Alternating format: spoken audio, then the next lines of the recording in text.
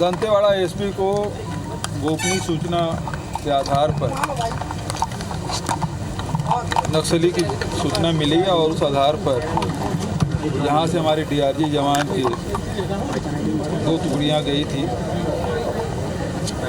घटना स्थल पे एक नक्सलियों के साथ मुठभेड़ हुआ, एक नक्सली घायल हुआ और एक नक्सली को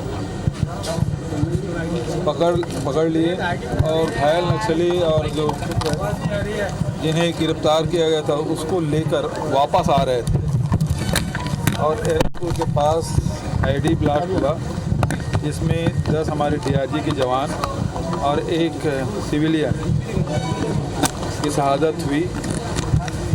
हमारे जो जवान हैं वो लड़ते हुए, क्योंकि वो सूचना के आधार पर रहे थे और उन्होंने नक्सली को घायल भी किया था और लौट रहे थे और उस समय ये घटना घटी जिसमें 10 जवानों की शहादत हुई, हमारे डीआरजी के, एक सिविलियन की हुई है। मैं उन्हें विनम्र श्रद्धांजलि देता हूं, उनके परिवार के प्रति संवेदना व्यक्त करता हूं और हमारे जवानों ने लड़ते हुए अपने प्राणों की आहुति दी है। ये शहादत बेकार नहीं जाएगी, बल्कि और तेजी के साथ ये लड़ाई और लड़ी जाएगी। जहाँ भी नक्सली की होने की सूचना मिलेगी, हमारे जवान अब घेर के उनके साथ मुठभेड़ कर रहे हैं, लड़ाई लड़ रहे हैं और साथ ही साथ जो समर्पण करना चाहते हैं उसके लिए समर्पण की नीति, और यदि लड़ते हैं तो फिर हमारे जवान पीछे नहीं हटे। पिछले समय की भी घटना आप देखेंगे, लड़ते हुए हमारे जवान शहीद हुए थे। जितने हमारे जवान शहीद हुए उससे ज़्यादा नक्सलियों को नुकसान हुआ था। अभी भी हमारे जवान लड़ते हुए शहीद हुए हैं। मैं उन्हें विनम्र श्रद्धांजलि अर्पित करता हूँ। सीएम साहब, आज आपकी आंखों में कमिटमेंट दिख रहा था, क्या माने और तेज होंगे ऑपरेशन? देखिए,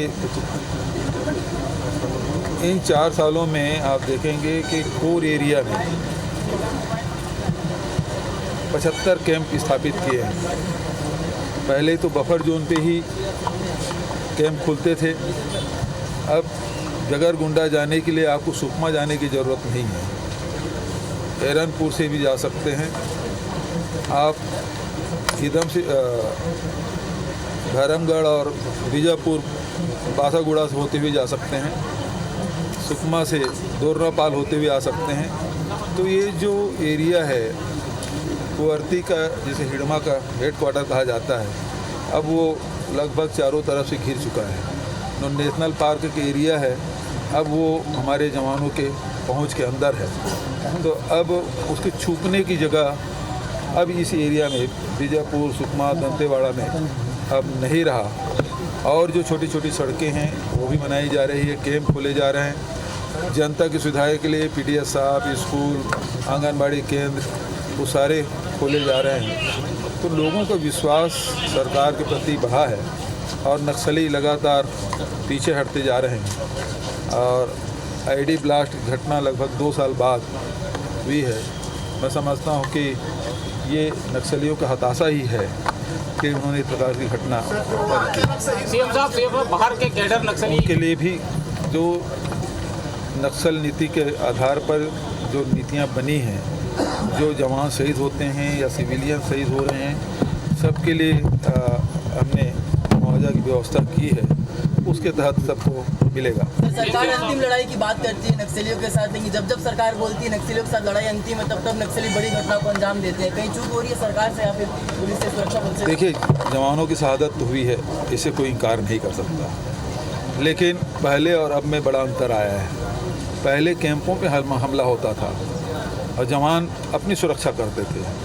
आज नीति में परिवर्तन हुआ है। अब हमारे जवान सर्च करके उसके साथ मुठभेड़ करके लड़ाई लड़ते हैं और नक्सलियों को भी अपनी जान गंवानी पड़ती है। तो हमारे जवान कैंपों में अपनी जान नहीं दे रहे हैं, बल्कि लड़ते हुए शहादत हो रही है। सर, ये जो समय चुना नक्सलियों ने, चुनाव को 6 महीने शेष है, शक्ति प्रदर्शन एक तरीके का नहीं लग रहा? ये चुनाव के दृष्टिकोण से नहीं, बल्कि ये जो समय है ग्रीष्मकालीन, ये पीओसी उसी का रहता है, इसी उसी का। और क्योंकि जंगलों में अब पेड़ पौधे सूख जाते हैं तो विजिबिलिटी बढ़ जाती है, और ये नक्सलियों के लिए भी और हमारे जवानों के लिए, दोनों के लिए सुविधाजनक होती है। तो ये अवसर की बात है कि हमारे जवान ज़्यादा शहीद हो गए, वरना हमारे जवान तो एक घायल करके और एक आदमी जिंदा पकड़ के लाए, दोनों को यहाँ ले आए हैं। एक उपचार चल रहा है और एक हमारे कस्टडी में है।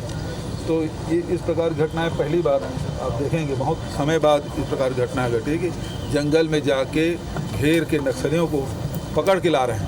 सर, कहीं ना कहीं एसओपी पालन नहीं किया जा रहा है सर। हमने डिमांड की भारत सरकार से और मिलेगा और कैंप भी लगाएंगे। सर, एसओपी का पालन नहीं किया जा रहा है, कहीं ना कहीं देखा जा रहा है। जो देखिए, ये जो सड़क है वो पक्की सड़क है, और पक्की सड़क में उस समय पैदल आना, आइडियल पोजीशन तो ये है कि पैदल आते, लेकिन जब सड़कें पक्की बनी हुई है और तो उस हिसाब पे उतना रिस्क लिए और वो आए और ये दुर्घटना घटी है। वैसे भी आप देखेंगे मोटरसाइकिल से भी पिछले समय आ रहे थे, ब्लास्ट हुआ, तब भी 3 जवान हमारे शहीद हुए थे। देखिए, पहली बात है भारत के संविधान पर विश्वास व्यक्त करें, हथियार छोड़े, बात करने के लिए